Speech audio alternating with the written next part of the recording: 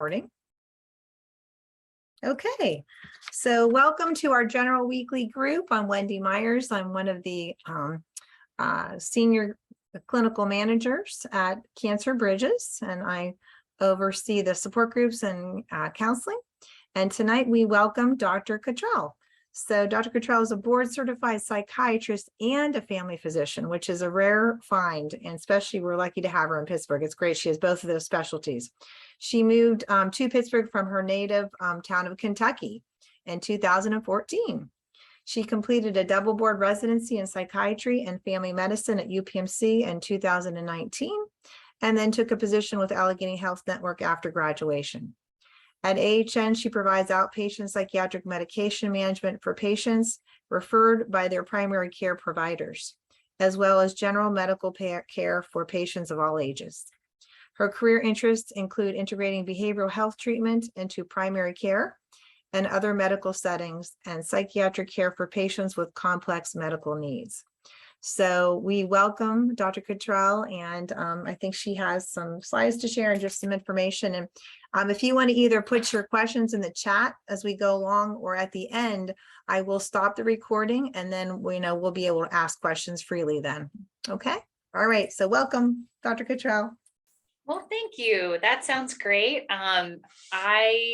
Thank you so much for that introduction. I really appreciate it. And it sounds great that you guys, as you think of a question, put it in the chat. And as much as possible, I'd like to have a pretty sort of open, informal discussion, especially at the end of the slides. I'm a pretty informal person, as you'll probably see, although there are parts of this presentation that I think feel a little formal because they talk a lot about how do we diagnose psychiatric illnesses and who would be appropriate for medication-based treatment for those illnesses. That's kind of the crux of what we're doing today. But I guess my goals for today's conversation would just be to kind of empower everyone to feel a little more comfortable with knowledge of mental health medication, particularly antidepressants, because those are the most common ones that we're going to use and that you're going to see. And also to feel comfortable having conversations with your own doctors or your own providers or even family members or other people in your life about this type of medicine if you suspect that you might benefit from being on it. And again, I intend to leave a good amount of time at the end for questions as they come up, because that's why I'm here, like pick my brain. That's what I'm here to do.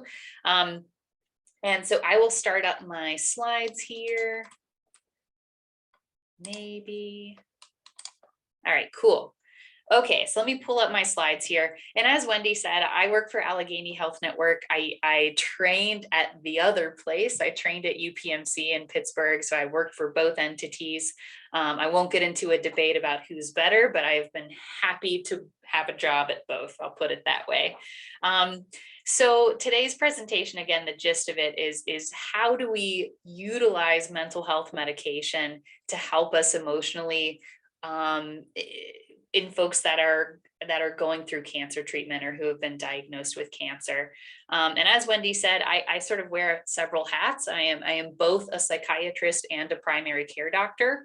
So my role, or where I exist in the medical world, is straddling that line between the emotional parts of our well-being and of our health and the physical parts, and how they influence one another is something that really interests me and that I talk a lot with patients about. So I feel comfortable sort of talking a lot about mental health in patients that are struggling with medical illnesses and vice versa.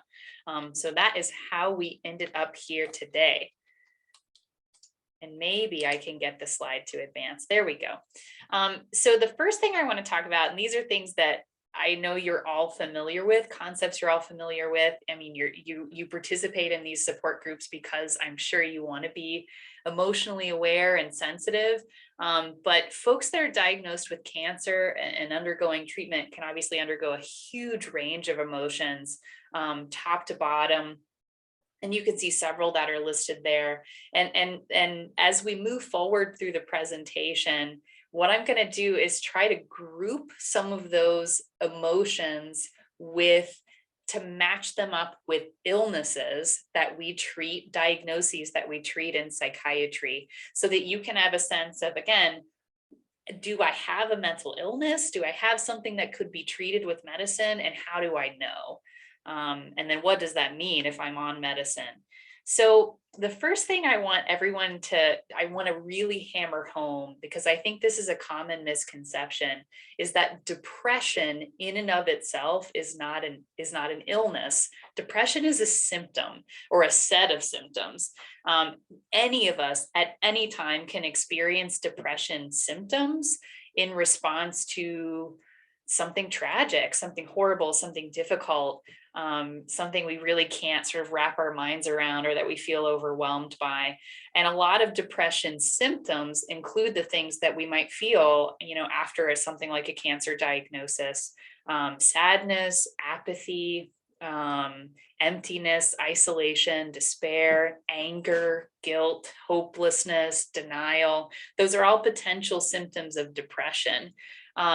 So how do we know when depression becomes larger than just a set of feelings in response to something tragic or something awful, and then becomes an illness?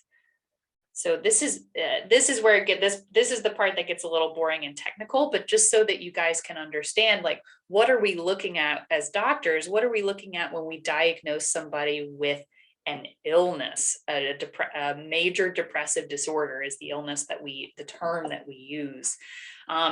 So for folks that have a major depressive disorder, an illness characterized by depression, that means that they have, for at least 2 weeks of all day, every day, that's how I describe it to patients, 5 or more of the following things. You've got to have persistent low mood or sadness, and or loss of interest in things that you would normally like to do. And I mean, like, it doesn't count if you're not interested in something that you wouldn't normally do. If you don't normally hunt, and when you're after you've been diagnosed with cancer, you decide, I don't want to go hunting, that wouldn't count as loss of interest. But then in addition, there are other symptoms that can come along with depression. So we need 5 or more of the following for at least 2 weeks: the low mood or sadness and loss of interest, and then disturbance in appetite. And interestingly, that can go either way. It can be overeating, it can be undereating, it can be weight gain, weight loss. In my experience, it's sort of, people can also vacillate between the two. They can gain weight, they can lose weight, their appetite can be really affected. Same with sleep. It can be undersleeping, oversleeping, some combination of the two, sort of pinballing back and forth. And again, these are things that must be different than they were when you're feeling at your best, when you're feeling normal. So somebody who has had long-term struggles with sleep and insomnia may not necessarily meet criteria for a major depressive disorder based on their sleep, based on the sleep disturbance piece, because it's been the case for a long time. So these must be new things. People often will find that their movements are impaired, the way that their body physically moves and feels. They may feel slowed, like they're walking through jello. They may feel restless, or sometimes people will use the word agitated, like they can't sit still, they can't relax. People will notice often impaired concentration. Another criterion that I think is really, really common in folks that are struggling with major depressive disorder is feelings of worthlessness or excessive guilt. And those are worthlessness feelings or guilt feelings that are disproportionate, that don't match up at all with the reality, right? The intensity of negative feelings really tends to be magnified in folks that are struggling with major depressive disorder. And then sometimes people will have thoughts of death or thoughts of suicide. More often than thoughts of death, more often than thoughts of suicide, are thoughts of what we call passive death wish, which is like, I just don't want to be here anymore. If I didn't wake up tomorrow, that would be okay. That's actually a really, really common thought in folks who are struggling with major depressive disorder. And it may be a thought that folks are afraid to share because they're afraid the reaction might be really profound or that it might scare someone. But especially in the setting of a doctor's office, when you're kind of talking one-on-one with a provider, that's an important thing to bring up. And it is common amongst people that are struggling with major depressive disorder.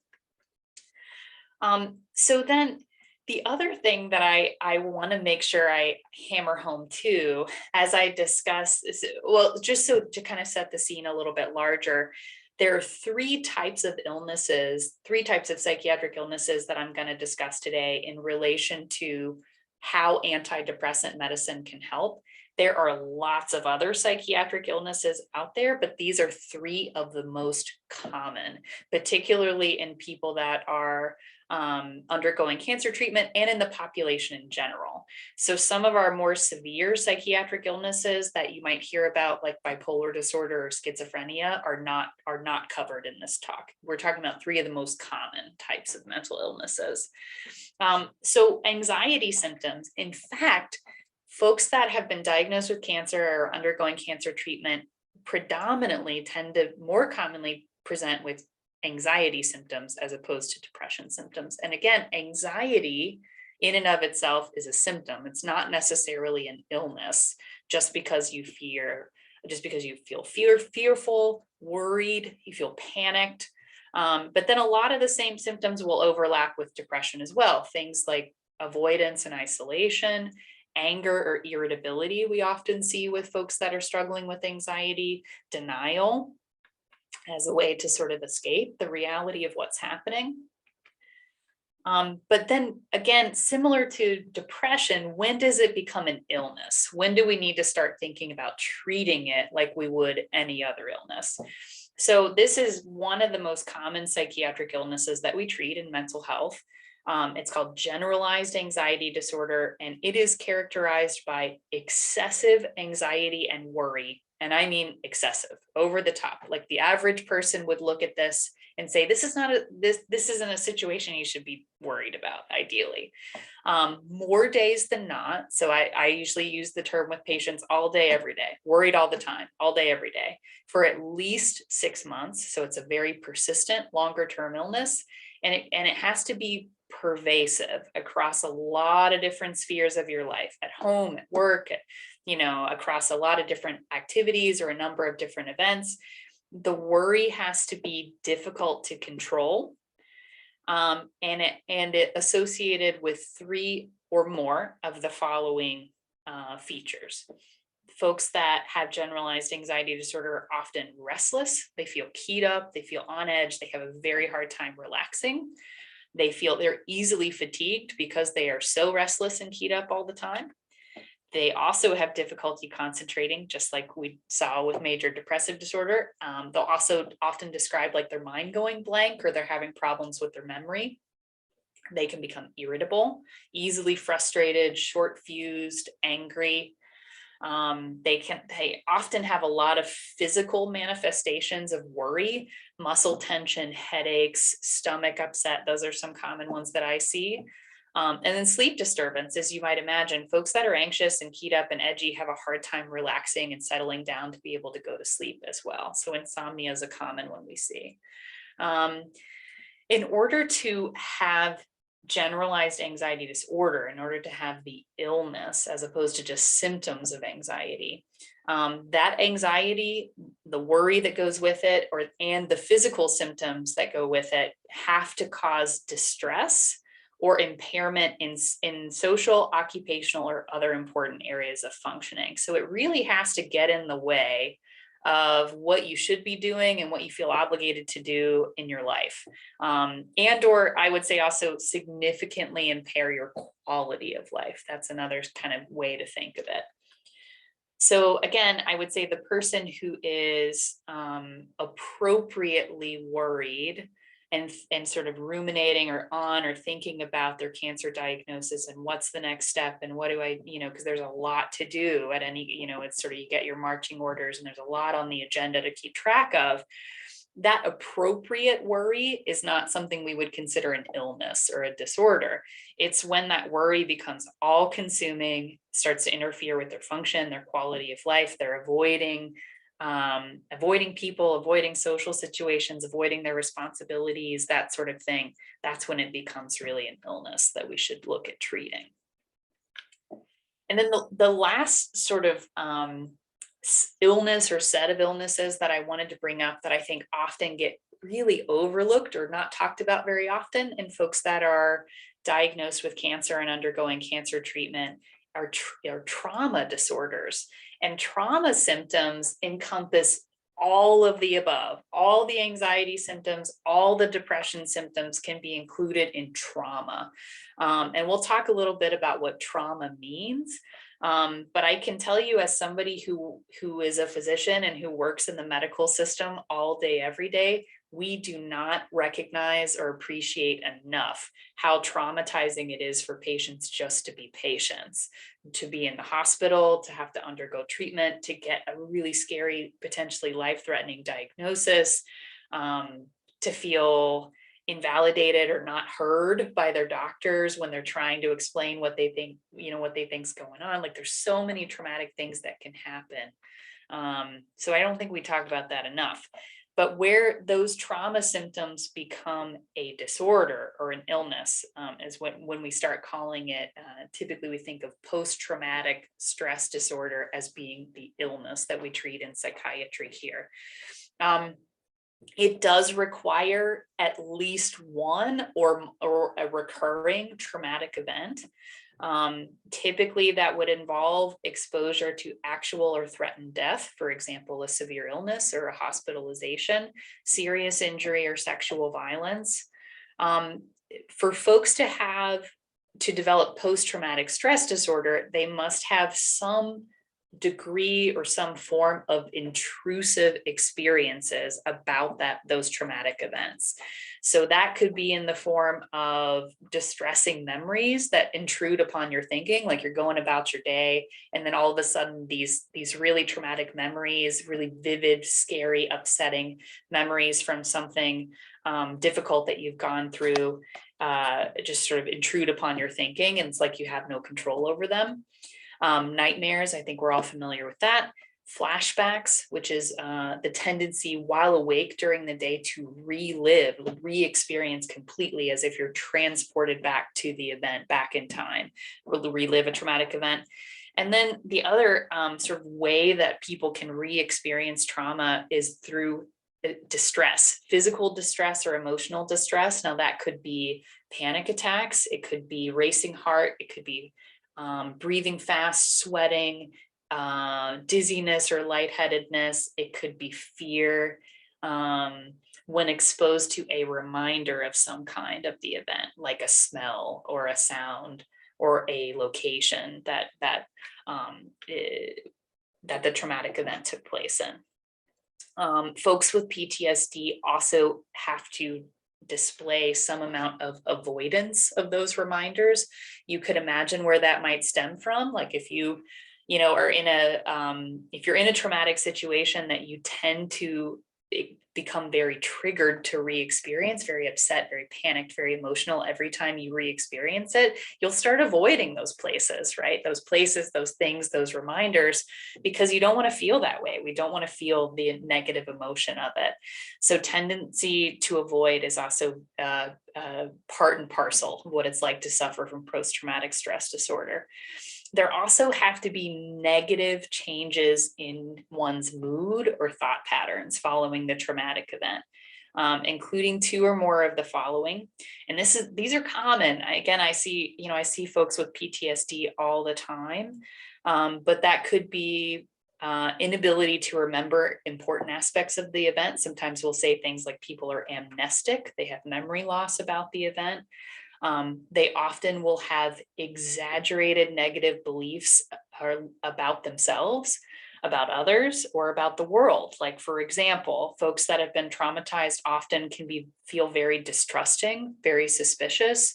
There's a tendency to paint with a broad brush and say, I'm not safe anywhere. I'm not safe with anyone because I was made to feel unsafe or my life was threatened in this scenario before. They could have distorted thinking about the cause or the consequences of the event. For example, I often will see folks who have been through traumatic events who believe or start to believe that they caused it in some way, that they did something wrong, and that's what created the situation. If they had done something, if they'd done X, Y, and Z thing differently, it would never have happened. So those are distorted thoughts. Negative emotional states, so that's like depression, sadness, low mood, apathy, diminished interest in or participation in activities. That's also, as we talked about earlier, a core symptom of depression as well. Feelings of detachment or estrangement from others. So often struggles maintaining relationships, feeling connected to others, and the tendency to isolate. Inability to experience positive emotions. It's hard to be happy. It's hard to enjoy things. It's hard to be content. And then alterations in arousal or activity. So what I mean by that is the folks that are like really edgy, irritable, angry, short fused, reckless, or self-destructive. Often folks who've been traumatized can manifest some of their distress in things that are pretty self-destructive, like substance use, for example, risk-taking behavior, hypervigilance, which is kind of like the person who is always edgy and who's always suspicious and always like sort of waiting for the other shoe to drop. Exaggerated startle response, so like people who are like easily startled, easily on edge, easily upset. Concentration problems and sleep disturbance. So in this case, this illness can be diagnosed if these sets of symptoms have been persistent for at least a month. So it does not have to last as long. And often folks that have been through a traumatic event or a series of traumatic events will find that these symptoms, though they can persist for a few weeks after the traumatic events, often they will resolve by the time a month rolls around. Like not everybody who goes through something traumatic develops PTSD. But just like the other illnesses, they have to, in order for us to say it's an illness that we need to treat, it has to cause significant distress or impairment, right, in your life. It really has to get in the way of you functioning the way that you should, enjoying things the way you should, and your quality of life. All right, so let's get into like the good stuff. Now that we've talked about like the helpful bits about what do we do about those three most common psychiatric illnesses that may benefit from being on medication. So one thing we know about psychiatric illnesses in people with cancer is that they're common. It is an extraordinarily above and beyond stressful thing to be, a stressful state to be in, that a lot of us don't know how to relate to whatsoever. So 40 to 60%, so half, if not more, of people in cancer treatment experience some kind of significant emotional distress. So if I went all the way back to like that first slide with all those different emotions, some element of those is present in 50%, if not more, of people in cancer treatment. Of those, of all the people in cancer treatment, only 25 to 30% of them can be diagnosed with a psychiatric illness. So only 25 to 30% have severe enough and persistent enough symptoms that we say, okay, this person meets criteria for, let's say, major depressive disorder or generalized anxiety disorder or PTSD, for example, as some of the most common. We know that depression, there's been tons of research done on depression in folks with cancer and that are undergoing cancer treatment. I would say less research on folks with anxiety and PTSD, but we know that they are just as impairing, and anxiety particularly is even more common than depression. So you can kind of extrapolate what I'm saying about the research in folks in depression and folks with cancer to anxiety and trauma symptoms as well. But we know that people undergoing cancer treatment who have depression experience more physical symptoms, more side effects to their medication, more discomfort, more pain, and more fatigue. We know that their quality of life scores, the way that they would self-rate their quality of life, is lower. We know they're more likely to encounter negative thoughts. And you can kind of see the thought bubble there about what I mean with some negative thoughts and symptoms of depression. We know that folks with struggling with depression who are in cancer treatment have increased difficulty managing all the moving parts of their treatment, their physical health needs, their cancer treatment needs, all their appointments, all the things they're responsible to do, all the phone calls, everything that goes with it.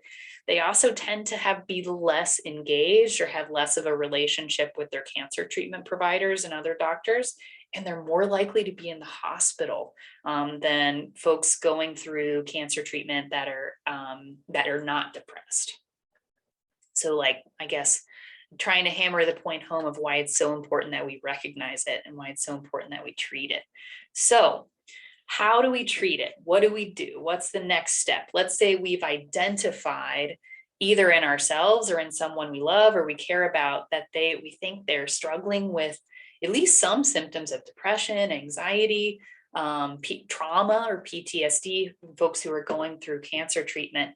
So typically our treatment approach is a combination of antidepressant medication and/or therapy. And I'll talk a little bit about like who would be appropriate for which group and how do we determine who gets what. And again, this talk is just specific to antidepressants. There's lots of other mental health medicines out there. If everybody has specific questions about other mental health medicines, I can answer those too, but these are the most common, so that's what we'll stick to today. So one thing we know about antidepressants, and I don't know how familiar everybody on this call is with antidepressants. Guaranteed you all know somebody that's on one. We all do. They're extremely commonly prescribed in the United States. But the things I kind of want you to take away here are that there actually is no class, no group of antidepressants that's better than the other as far as treating symptoms of depression, of anxiety, of PTSD. However, there are reasons why we as the provider or as the prescriber might choose one medicine over the other. It mostly has to do with side effect profile and any other physical health symptoms that the patient or physical illnesses the patient might be experiencing in addition to their depression, anxiety, or trauma. But there's a lot of factors to consider. So the again, important thing to take away is that you can help us. Patients can help us determine what medicine is the right choice or what type of medicine is the right choice because you can tell us about what your previous experiences have been like with mental health medicine, what your family members' experiences have been like with mental health medicine. There is a component of genetics here. So folks that respond really well to one type of antidepressant or one drug, the folks they share DNA with also might respond very well. So these are important things for us to know. And honestly, the biggest thing is just for our patients to feel comfortable being honest about what they're struggling with and about their physical and emotional health needs so that we can choose sort of the right treatment plan.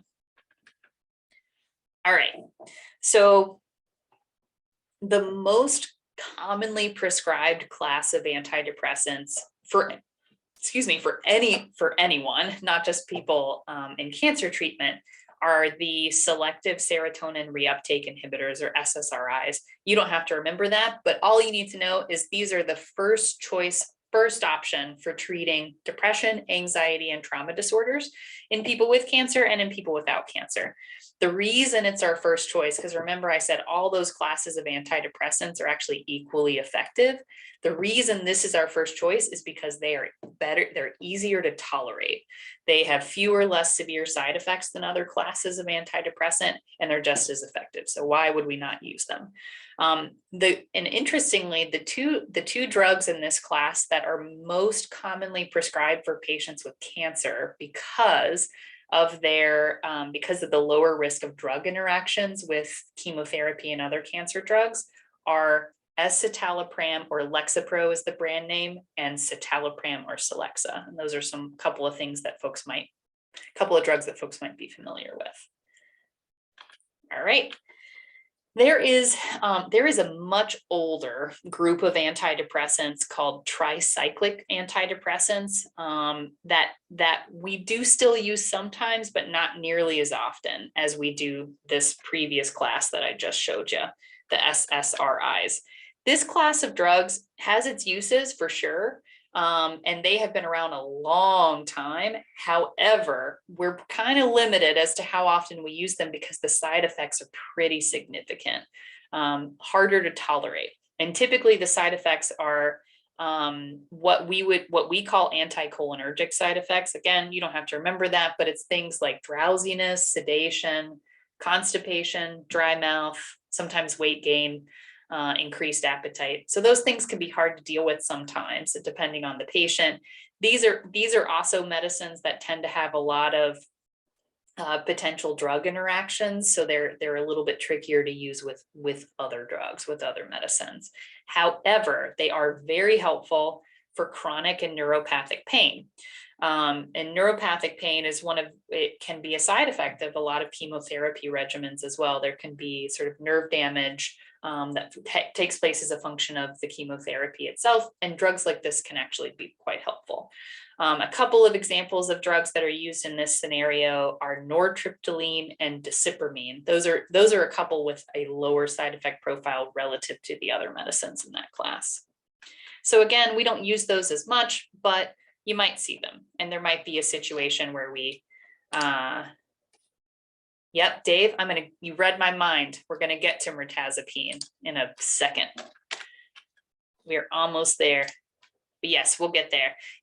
Mirtazapine is weird. It's in a class all by itself. So the more modern, the newer antidepressant group that's used more often to treat chronic and neuropathic pain, in addition to depression, anxiety, and trauma, are the SNRIs, the serotonin norepinephrine reuptake inhibitors. Again, you don't have to remember that, but they are safer from a side effect standpoint to take and from a drug interaction standpoint to take than those tricyclic antidepressants. The only thing we have to be careful about is in folks with high blood pressure. This type of medicine, because it affects norepinephrine, which is kind of like your adrenaline receptors, can worsen high blood pressure if we're not careful, but they can be used safely in patients with high blood pressure. We do it all the time. We just keep a close eye on things. Couple of examples of those. These are drugs you're probably more familiar with, or some folks have heard of. Those are venlafaxine or Effexor, and duloxetine or Cymbalta. Cymbalta particularly is used a lot in folks with chronic pain or neuropathic pain. All right, so then we get to our other antidepressants, and this is where mirtazapine comes in. These are antidepressants that are in a class all by themselves, but that we use a lot, depending on the need, depending on what symptoms the patient's struggling with. The top one there is called bupropion, or Wellbutrin is the brand name. That's probably what folks more have heard of. It is what we call a very activating antidepressant. It helps reduce depression symptoms and fatigue, helps with energy. The only, I would say, real downside to Wellbutrin is that it does not alone treat anxiety or trauma symptoms particularly well. But it is great for somebody who is, for the most part, just struggling with depression, and struggling with the tendency to oversleep, have low energy, overeat, that sort of thing. Trazodone is an antidepressant, an old antidepressant that is used predominantly for insomnia at this point. It's not a very powerful antidepressant, but it is sedating, and it does help folks with sleep. It is used a lot of times in conjunction with other meds, and it is one that can be used on an as needed basis. It doesn't have to be taken every day. And then mirtazapine. Mirtazapine, or Remeron is the brand name on that one. That is a novel, in a class all by itself, antidepressant that is actually used quite a lot in folks that are chronically ill and in folks that are undergoing cancer treatment, because it has so many different uses. It is a sedating antidepressant, so it helps with insomnia. It treats depression disorders, anxiety disorders, trauma disorders, and chronic pain. And it also increases appetite for folks who are struggling with that. So chemo-related loss of appetite, for example. All right. So that's kind of like the overview, the bird's eye view of how do we know that someone may be struggling with a depression, anxiety, or trauma related illness that would need to be treated, and what drugs are out there, and how do we know which drugs are appropriate, and what drugs might be offered to us. But then, I think a lot of times folks, one of the sort of more common questions I'll get is just like, how do I start? How do I start this conversation if I think I might be one of those people, or if I think my loved one might be? So it is important to know actually who can diagnose psychiatric illnesses, and it's more people than you think. It doesn't have to be a psychiatrist. So therapists or counselors are trained. Those are mental health professionals. They're trained to diagnose psychiatric illnesses. Your oncologists and cancer specialists can diagnose psychiatric illnesses, primary care physicians, psychiatrists, and typically you've probably encountered one, if not all of those other providers before you would ever get to a psychiatrist. Psychiatrists are kind of hard to come by sometimes. I wish there were more of us, but there are lots of folks that work in medicine and in mental health who can help diagnose these illnesses if you suspect they're going on. And then who's appropriate, who benefits from antidepressant medicine? So like when I was saying earlier, if our treatment plan is therapy and medicine, who gets therapy, who gets medicine, blah, blah, blah. So typically antidepressant medicine is reserved for folks with severe symptoms, severe depression, anxiety, or trauma symptoms that significantly interfere with their function and or their quality of life. We reserve, for the most part, antidepressant medicine for those folks because a lot of people, when their symptoms are mild or moderate, will get better with therapy alone. And then we don't have to worry about the idea of introducing a new drug, introducing a new potential set of side effects, or any other problems that that we as doctors sort of create with all of our drugs into your body, and you can get better without that. But when things get very severe, there's actually a very good body of evidence and research that tells us that the best treatment plan is one that involves both medicine and therapy. Okay. And then, of course, well, like I just said, basically anybody with depression, anxiety, or trauma symptoms, regardless of how severe they are, could benefit from therapy. Nobody's going to get hurt by going to therapy at all. No side effects to therapy, at least not compared to medicine. So, and then also people often ask, well, who can prescribe antidepressant medicine? So if I'm going through cancer treatment, who can put me on an antidepressant? Your oncologist might feel comfortable. They certainly can, or capable of prescribing antidepressants. Other cancer specialists, your primary care doctor. In fact, in the United States, the vast majority of mental health medicines are prescribed by primary care doctors, not by psychiatrists. So which is, again, my other job. So primary care doctors tend to often be the first line of defense when it comes to all sorts of medical and mental health issues. So they're usually very comfortable prescribing antidepressants, and oncologists are too, because while you're in treatment with them, they tend to see you frequently. They tend to have the most contact with you. And then of course, psychiatrists too, but as I said, we're hard to come by, and typically we don't see folks until things are getting a little complicated as far as mental health medicine goes.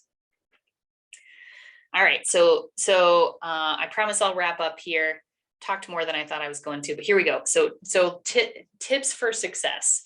What do I do if a provider of mine, a primary care doctor, my oncologist, my psychiatrist, decide that it would be a good idea, or they think it would be helpful for me to take antidepressant medicine? How do I set myself up for success? First of all, take your medicine every day. Antidepressants are meant to be taken every day consistently. They have to be in your body all the time to work well. And they do build up in your system over time to reach the full effect. So they do not work. They are not effective if they're only taken like on an as needed basis if you're having a bad day. So they're meant to be in your body all the time. And that's how they function as preventive medicine. Of course, please notify your doctor if you're uncomfortable or experiencing concerning side effects on your medicine. But bear in mind that most antidepressant side effects will improve or go away completely within 1 to 2 weeks after starting your medicine.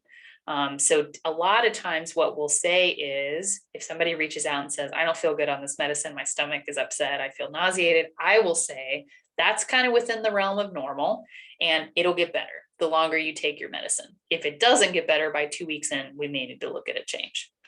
But the most common side effect by far is stomach upset, which again gets better. And then antidepressants take about 4 to 6 weeks after starting them. They don't work right away, which is a limitation of that type of medicine for sure. But they take 4 to 6 weeks after initiating or after changing the dose to reach the full effect. So it's not going to be immediate. There may be a few dose adjustments we need to get you up to the point where you feel like you're more in control and like the volume has kind of been turned down on your symptoms. And if you decide, I would like to stop this medicine for whatever reason, please, please, please talk to the person who prescribed it to you or to another provider about how to do that safely. Ideally, it's medicines, antidepressants are tapered off as opposed to just being stopped cold turkey. And the biggest risk of stopping medicine cold turkey like this is not so much withdrawal symptoms, but the fact that your symptoms might come roaring back, your depression, your anxiety, your trauma. The big concern about not tapering off is that people just tend to feel lousy. The things the antidepressant was treating tend to come roaring back. All right, cool. And in some cases, you may not need to be on antidepressants forever. Often, folks do really well when their symptoms are managed for about 3 to 6 months, and we start looking at cutting back. So in some cases, it may be reasonable to say you don't have to be on this medicine long term. But again, we have to be thoughtful about how we come off of it and do it slowly and do it thoughtfully. It is, however, for people who tend to have persistent or long-term or recurrent symptoms of depression, anxiety, and PTSD, it is safe to continue these medicines long-term, even lifelong. And again, just a couple of other little points and then I'll be done. Antidepressants are just a tool. They're a tool in our toolbox to make emotions more manageable, to make these illnesses more manageable, but not to eliminate emotions completely. Our goal is not to medicate you to the point of not being able to feel things when it's appropriate to feel things. We want you to be happy when it's a happy time, sad when it's a sad time, etc. And also the other place to gain more tools to cope with emotional distress is in therapy or counseling, which is a lot of, I think, what you guys do when you connect as a group. So that's all I've got. And I think I left not as much time as I had wanted, but I allowed about 10 minutes for questions. No, you're good. Thank you, Emily. That was amazing. That was wonderful. I've had a lot of mental health, talks in my career, as well as, over the years here. And that was so thorough, but easy to understand. So I'm going to stop the recording so that you guys can ask questions